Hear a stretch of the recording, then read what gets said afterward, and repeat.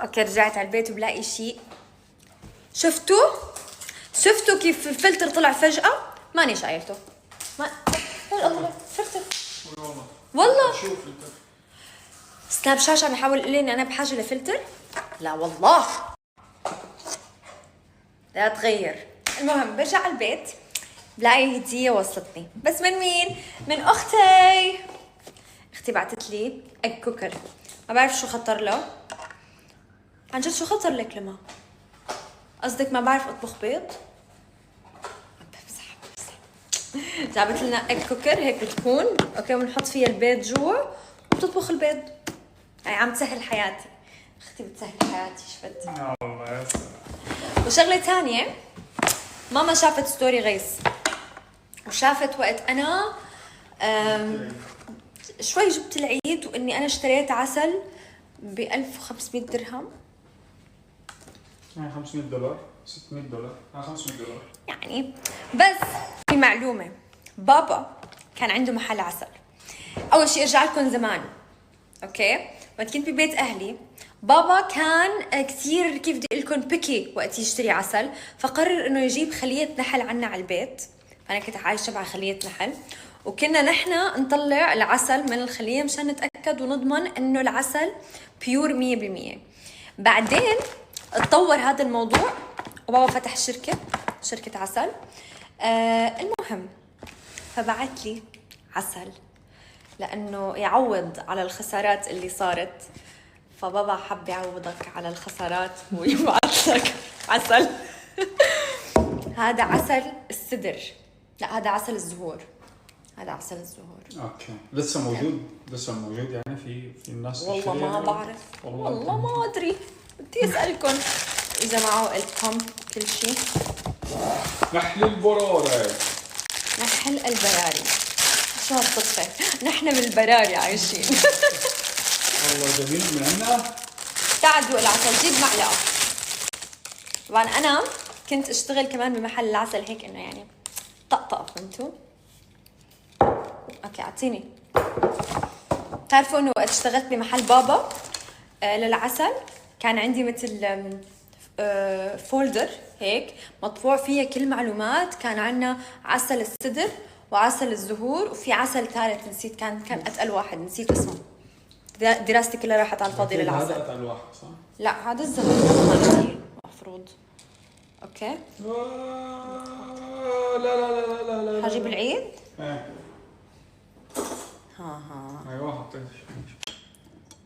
استني شو؟ خليها مثل ما هي. لفيها لفي ايه. اوكي طب تعال اعطيهم رياكشنك. تسوي رياكشن وانت عم تحطيها بالمعلقه؟ لا انت عم تدوق العسل. خلص بكفي. استني خلص بكفي. استني عشان يا الله مش عشان ندوق. طب بس بدي اياك تدوق بعدين بنفضيها وبنحطه وكذا. لا ليه مصر هلا يفضيها؟ التسرع يا الله التسرع.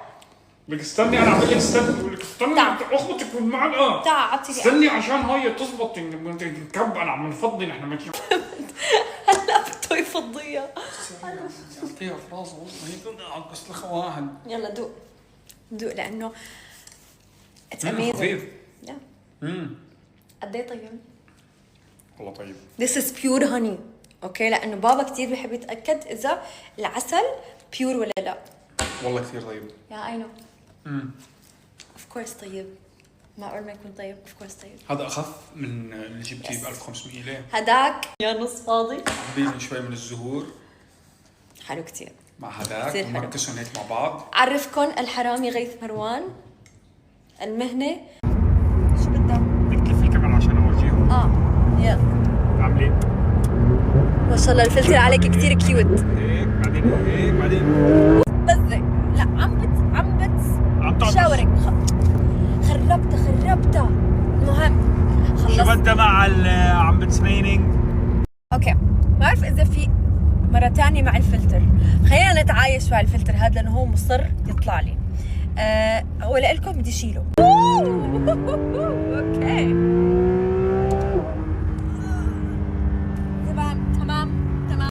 ما بعرف اذا بتعرفوا هالشي عني، بس انا كثير بحب الدوكيومنتريز. عندي جانب بيعشق الدوكيومنتريز والمواضيع الغريبة والأشياء اللي بتكون هيك. تقريبا شي 50,000 ملف أو إيميلز. 3 مليون. لا 3 مليون؟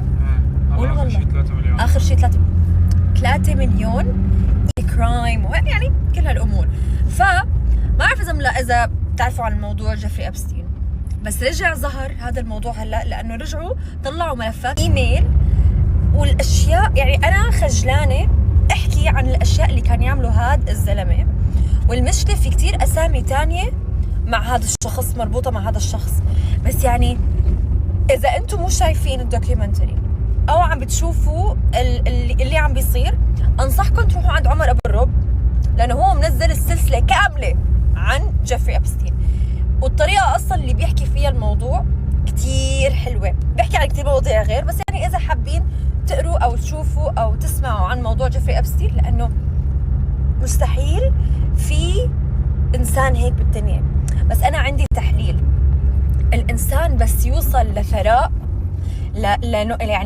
يعني لفلوس خياليه فوق ما تتخيلوا، بس الانسان يحصل على هذا الشيء ببطل عنده شعور بالسعاده، ببطل عنده شعور هيك بالاستمتاع بالحياه، لانه خلص صار كل شيء بين ايديه.